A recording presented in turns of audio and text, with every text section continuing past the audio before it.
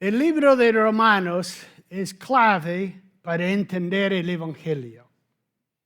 En los capítulos del 1 al 11, el apóstol Pablo presenta toda la parte teológica relacionada con la condición humana y la obra de Jesucristo. Y en el capítulo 12 comienza la parte de enseñanza práctica. Pero no debemos pensar que los primeros 11 capítulos no tienen nada que ver con los capítulos 12 al 16. Al contrario, la última parte del libro a los Romanos está basada totalmente en la primera parte. Para entender esta enseñanza práctica, a lo que el apóstol Pablo comienza aquí en capítulo 12, tenemos que haber comprendido toda la base teológica de los primeros capítulos. Por eso el capítulo 12 empieza con las palabras así que. Lo que el apóstol está diciendo es, así que considerando todo lo que ya hemos presentado, es que, y él va a seguir diciendo, es que debemos vivir de esta forma, pero depende de eso. Porque la vida ética y moral de una persona en una sociedad tiene que tener alguna base filosófica o teológica. Cuando se ve el derrumbe de la moralidad en una sociedad, cuando se ve corrupción, falta de justicia, deshonestidad, engaño, etcétera, etcétera, todo lo que vemos en nuestro mundo, es porque la base de la moralidad se ha perdido. La enseñanza práctica que vamos a ver hoy comprende ideales de comportamiento para la iglesia que nos hace pensar, sí, así debe ser, eso es lo correcto. Pero nos olvidamos de preguntar, ¿por qué debe ser así? ¿Por qué eso es lo correcto?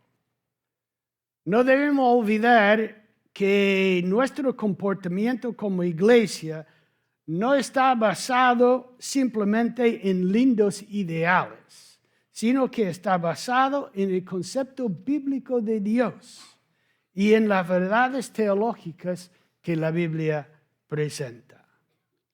Esta es la base de lo que vamos a hablar hoy. Primero, vamos a hablar de actitudes personales. ¿Cuál es nuestro concepto de nosotros mismos?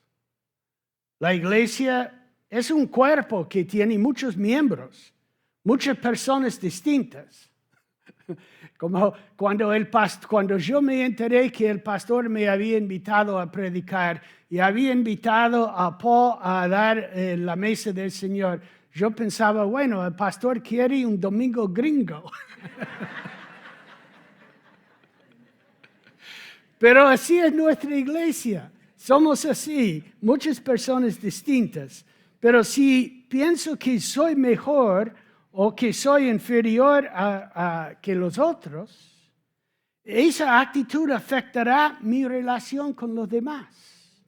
Si pienso que soy mejor, será difícil que pueda ver el valor de otro miembro distinto. No dejo que ninguna otra persona haga nada porque yo lo puedo hacer mejor. Hay personas que siempre tienen razón y que nunca se equivocan, por lo menos desde su perspectiva. Nunca dicen, lo siento, me equivoqué. Siempre pueden justificarse. Me parece que no han entendido el concepto, otra vez volvemos a la base teológica, no han entendido el concepto de la pecaminosidad o la maldad de la raza humana que se presenta en el libro de Romanos. O tal vez son extraterrestres, no forman parte de este mundo. Pero si pienso que soy inferior a los demás, me será muy difícil ejercer los dones espirituales que el Espíritu Santo me ha dejado para la edificación del cuerpo. El apóstol Pablo dice que en el libro de Romanos, en el libro de Corintios, en muchos otros lugares, que cada uno de nosotros, el Espíritu Santo nos ha dado un don. ¿Para qué? ¿Para glorificarnos a nosotros mismos? No, para edificar la iglesia. Hay personas que son tan tímidas y temerosas que nunca hacen nada por miedo a equivocarse. En los versículos 3 y 16, el apóstol Pablo nos exhorta a la humildad y una evaluación equilibrada de nosotros mismos. No soy mejor que los demás, no soy inferior a los demás. Somos todos distintos, pero Dios puede utilizar a cada uno de nosotros en la forma en que Él quiere, si dejamos que Él lo haga. El gozo es otra actitud personal que se menciona en el versículo 12. Hay una diferencia aquí entre gozo y alegría. La alegría depende de las circunstancias. El gozo depende de Dios. Nuestra actitud gozosa se basa en la esperanza de que Dios siempre es fiel. No nos va a dejar desamparados. Me acuerdo de dos personas que conocí cuando estábamos comenzando una iglesia en Buenos Aires. Eran dos mujeres mayores, similares pero completamente distintas. Una siempre estaba quejándose de todo. Falta de dinero, mala salud, problema de vivienda, problema de familia, etcétera, etcétera. Nadie quería estar con ella porque tenía la capacidad de deprimir a cualquiera. La otra mujer siempre estaba agradeciendo a Dios. Ella hablaba de las bendiciones, de oraciones contestadas, de su confianza en Dios, siempre con una sonrisa. Uno quería saludarla porque tenía capacidad para animar a cualquiera. Lo más interesante es que las circunstancias personales de esas dos mujeres fueron casi iguales. Las dos vivían con problemas económicos y problemas de salud. Las dos tenían familias inconversas. Las dos tenían problemas de vivienda. Pero la diferencia entre ellas era notable. Gozosos en la esperanza es una actitud que debe ser característica de los miembros de la Iglesia de Cristo. Los versículos 9, 11 y 12 hablan de otra actitud personal: obediencia, diligencia y disciplina. Es la vida de un soldado de Jesucristo. Obediencia, disciplina y diligencia son características de la vida militar.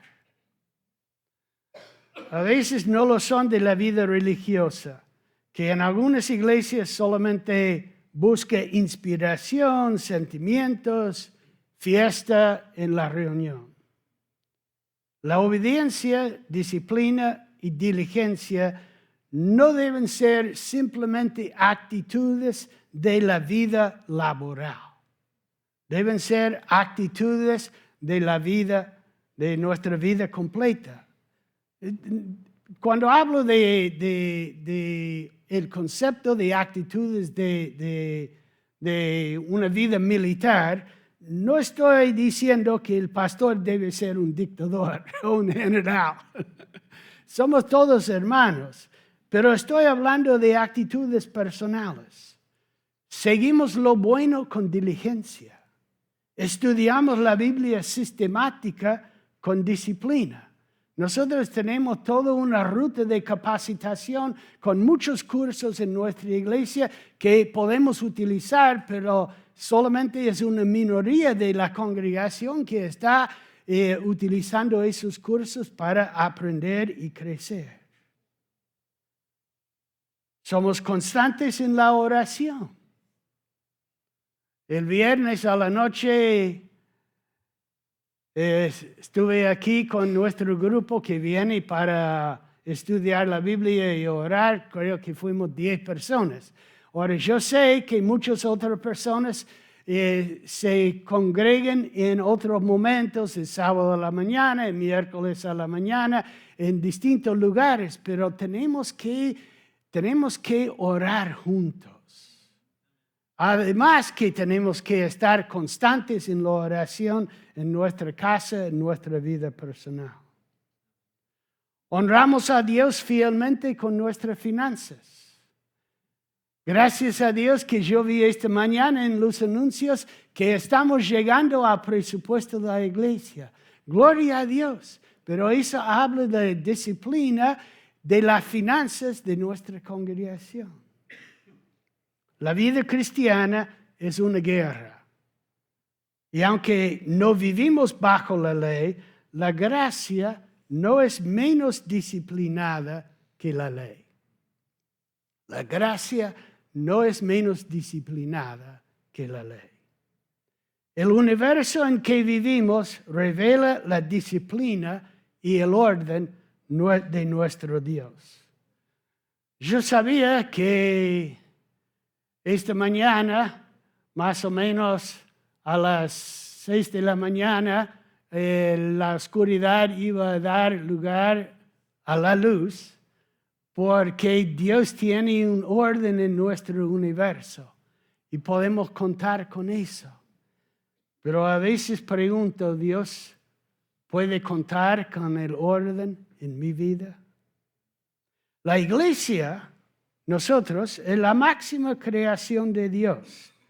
Así que la vida de los miembros de la iglesia debe ser una vida de obediencia, disciplina y diligencia.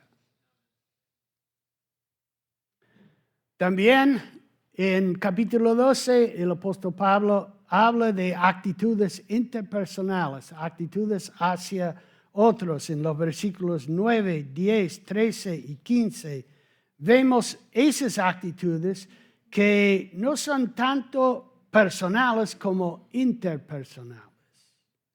Es decir, que tienen que ver con las relaciones entre los hermanos de la iglesia. En muchas formas, Roma era una ciudad muy similar a las ciudades capitales de muchas naciones modernas. Era la capital del Imperio Romano, la sede del gobierno, del transporte. Han escuchado, todos los caminos van a Roma. También del comercio. Era una ciudad con poblaciones de personas que habían llegado desde todos puntos del imperio, de un montón de naciones distintas. Yo creo que la iglesia ahí en Roma era una iglesia muy similar a nuestra iglesia, solamente que no hablaron español, hablaron griego y latín. Y muchos otros idiomas que yo ni conozco. Pero así en la iglesia de Roma había una muy variada gama de personas, ricos y pobres, romanos y extranjeros, judíos y gentiles, esclavos y libres, soldados y civiles, poderosos y humildes, todos formaban parte de esa iglesia. Naturalmente hubo conflictos. Digo naturalmente porque es normal que haya conflictos en una iglesia. La iglesia que no tiene conflictos es una iglesia muerta. Porque la vida y las diferencias producen conflictos. Si hay vida, habrá conflictos. Pero los conflictos deben solucionarse sin destruir la vida de la iglesia. Ese es el secreto. Para que eso ocurra, es necesario observar algunas pautas que el apóstol Pablo enseña aquí, en este capítulo 12. Amor, compasión y generosidad. El amor no es simplemente un sentimiento. Más bien, el amor es algo que hacemos aunque no exista tal sentimiento. ¿Cómo nos amó Dios? Romanos 5:8. Mas Dios muestra su amor para con nosotros en que siendo aún pecadores, Cristo murió por nosotros. El amor es activo. El amor busca una forma de ayudar al otro, aunque sea nuestro enemigo. Romanos 5:10 dice que para Dios nosotros fuimos enemigos. Sin embargo, Dios nos amó tanto que Cristo murió por nosotros. Dudo de que Dios sintiera ondas de cariño hacia los sucios pecadores de este mundo, pero demostró su amor. No es un sentimiento, es la forma en que vivimos. El amor demostrado en acción es amor sin fingimiento. Si solamente decimos, hermano, yo te amo con el amor de Cristo, pero no lo demostramos usando las capacidades y dones que Dios nos ha dado, nuestro amor es fingido. Es amor solamente de palabras. El amor es una actitud que nos permite ver tras las diferencias entre una y otra persona para valorizar a nuestro hermano. Después dice llorad con los que lloran y habla de la compasión. Pero la compasión tampoco no es simplemente un sentimiento. Sentir lástima no sirve de mucho si no va acompañada de acción. ¿Se acuerdan de la palabra del buen samaritano de Lucas capítulo 10?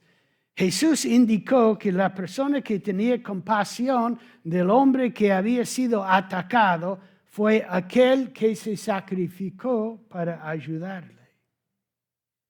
De las 3 personas que pasaron por ese sitio y vieron al hombre desgraciado, solamente el samaritano demostró su compasión pagando de su bolsillo para la recuperación del hombre. Estoy seguro de que tanto el sacerdote como el levita sintieron lástima por ese hombre a punto de morir, pero no tuvieron compasión de él. La compasión nos permite sacrificarnos para el bien de nuestro hermano. Y después habla de compartiendo para las necesidades de los hermanos y practicando la hospitalidad, y eso habla de una actitud de generosidad. Es otra actitud práctica que debe caracterizar la vida de la iglesia. 1 Juan 3, 17 dice, pero el que tiene bienes de este mundo y ve a su hermano tener necesidad y cierra contra él su corazón, ¿cómo mora el amor de Dios en él? Hay 3 cosas en este versículo que nos ayudan a poner la generosidad en perspectiva. Primero, el que tiene bienes de este mundo habla de una capacidad para ser generoso. En Roma había una clase de personas que no tenían bienes de este mundo. Fueron los esclavos. Ni eran dueños de la ropa que usaban. Hoy es raro encontrar a personas que no tienen bienes de este mundo. Aún las personas más pobres tienen algo.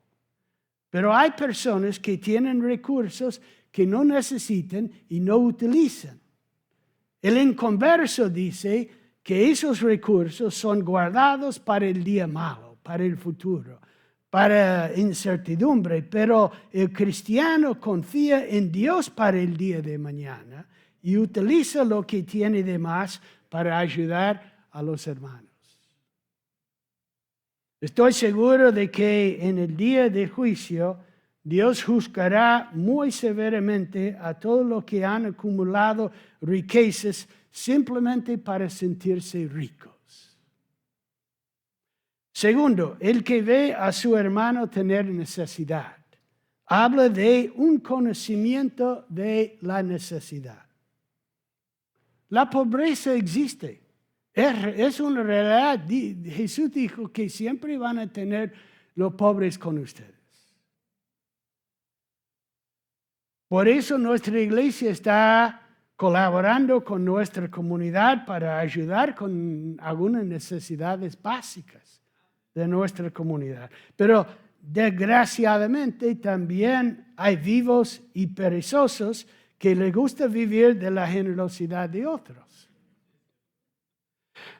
Si queremos ser buenos mayordomos de nuestros recursos, es necesario un conocimiento personal de la necesidad. Ahora, en el mundo es casi imposible verificar una necesidad. Si han intentado conseguir recursos del gobierno, saben lo que tienen que hacer para lograr eso.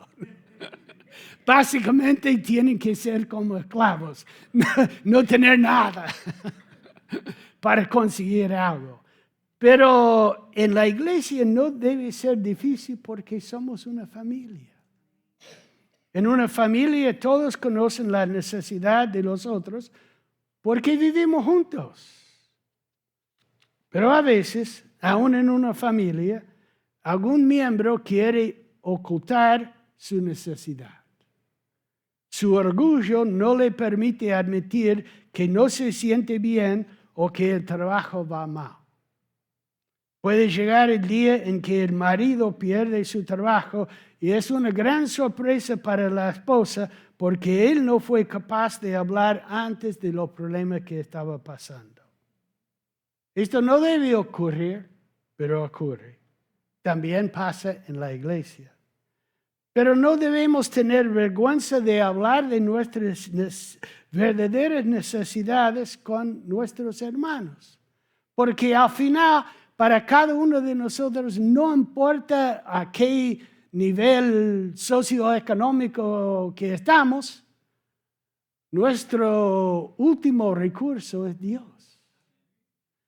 Y uno puede tener millones y millones de dólares y si Dios le da una enfermedad, va a terminar siendo pobre. Porque sabe lo que cuesta algunas cirugías o algunos tratamientos médicos.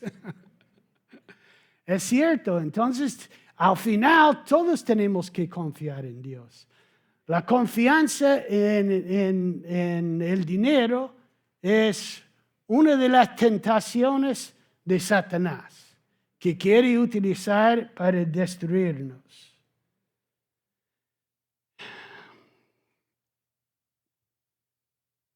No debemos tener vergüenza de hablar de nuestras necesidades con los hermanos, porque a veces es eso que Dios utiliza para proveer recursos que Él tiene en otras personas.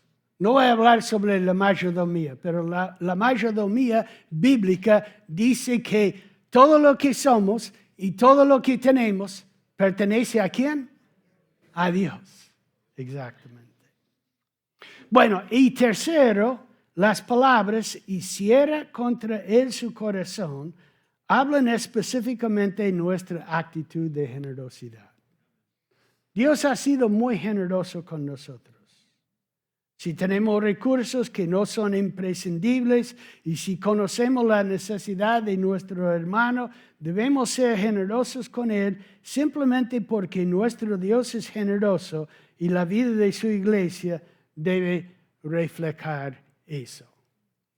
Y digo de paso que en nuestra iglesia también tenemos un fondo de lo que se llama fondo de benevolencia, para los que quieren contribuir a ayudar a otros y no conocen una necesidad específica. Pero a veces los líderes de la iglesia lo conocen y pueden ayudar de ese fondo.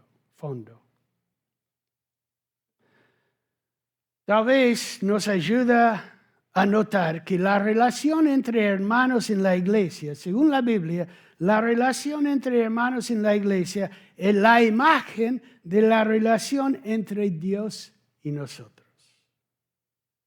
Si no existe nada en este universo que pueda separarnos del amor de Dios, lo que dice Romanos 8, 35 a 39, si no existe nada en este universo que pueda separarnos del amor de Dios, tampoco debe existir algo en la iglesia que separe a los hermanos, aunque somos todos distintos como lo eran en la iglesia de Roma. También el apóstol en este capítulo habla de la parte más difícil, actitudes hacia mis enemigos. Los versículos 14 y 17 al 20 hablan de las actitudes que más demuestran la diferencia entre un hijo de Dios y una persona que no lo es. El amor hacia el enemigo.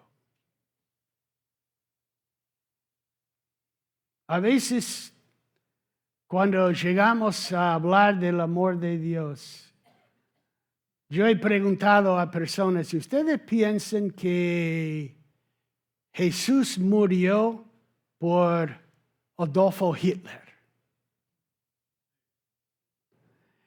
Y si tiene un trasfondo judío y tiene personas de su familia que fueron terminados ahí en los campos de concentración, es una pregunta muy difícil de contestar. Pero es así. El amor de Dios no tiene límites.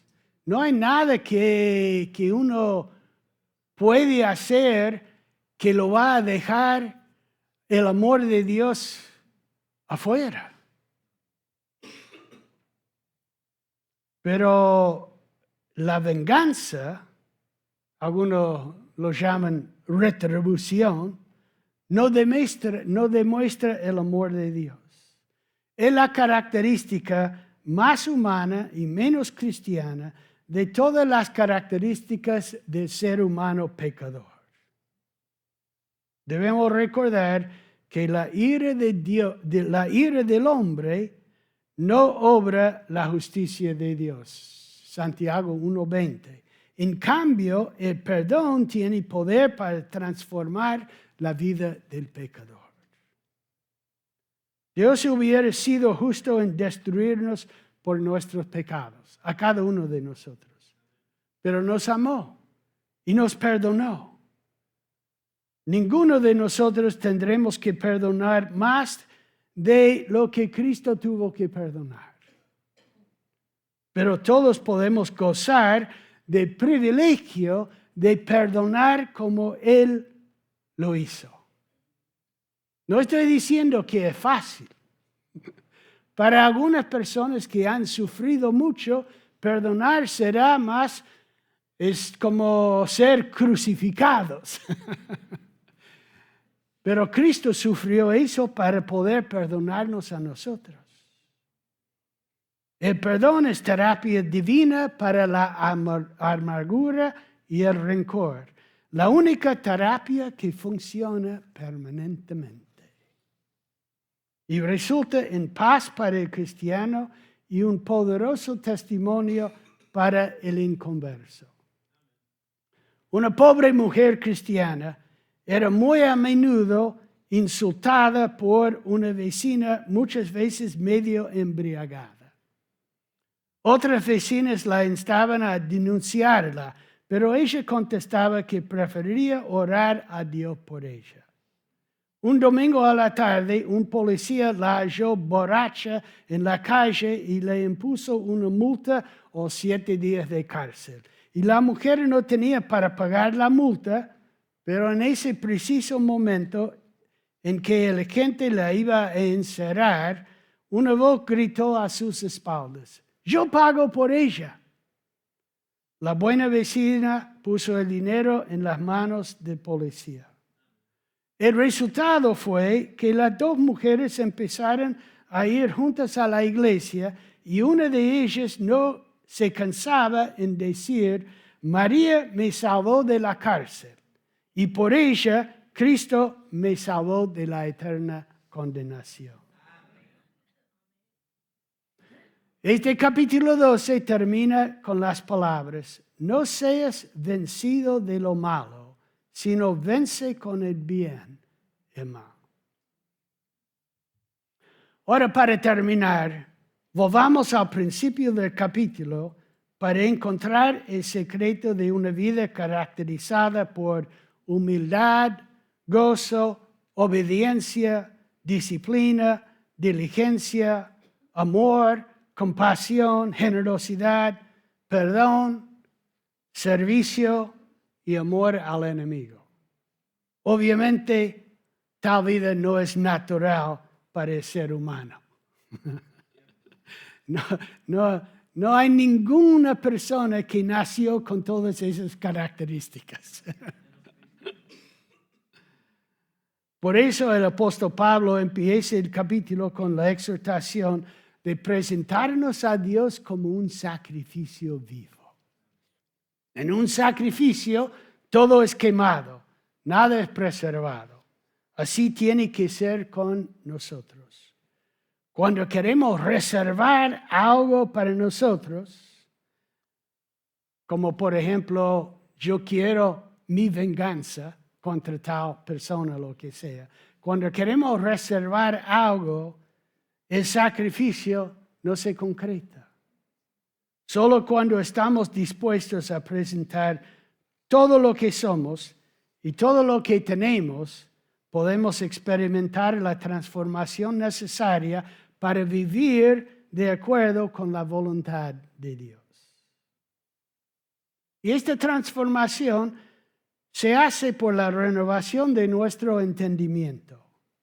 ¿Qué significa eso? Renovación de nuestro entendimiento. Simplemente significa que todo lo que la Biblia nos enseña debe renovar por completo nuestro entendimiento del mundo en que vivimos.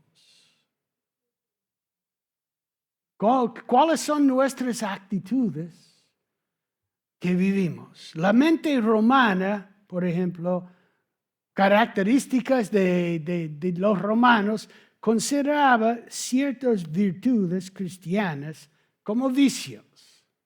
La humildad se consideraba como debilidad. La no venganza como cobardía. La pureza como hipocresía. Y la honestidad como estupidez. Si la iglesia en Roma no experimentaba una transformación total, no hubiera tenido nada que decir a la ciudad de Roma. El mensaje del Evangelio que encontramos en el libro de Romanos es revolucionario. Pero si este mensaje va a cambiar el mundo, primero tiene que cambiar nuestra mente. Tiene que cambiar a nosotros totalmente. La filosofía del mundo es opuesta a la verdad de Dios. Sería inútil predicar un mensaje que no hemos asimilado en nuestra vida. Si la iglesia no tiene impacto en el mundo, es porque no es distinta del mundo. La iglesia en Roma aprendió esta lección y cambió a todo el imperio romano. Que Dios nos dé el poder para vivir vidas realmente cambiadas, para así poder cambiar nuestro mundo. Gracias, Señor, porque tu poder se manifiesta en nuestras vidas. Nosotros no podemos, Señor, vivir de esa forma por nuestro propio poder. Imposible, Señor. Pero en la medida en que podemos presentarnos como sacrificios vivos, tú, Señor, puedes darnos el poder para vivir de acuerdo a las exhortaciones que hemos leído en este capítulo de Romanos. Oh Señor, pido que así sea. En tu santo nombre. Amén. Amén. Gracias, hermanos.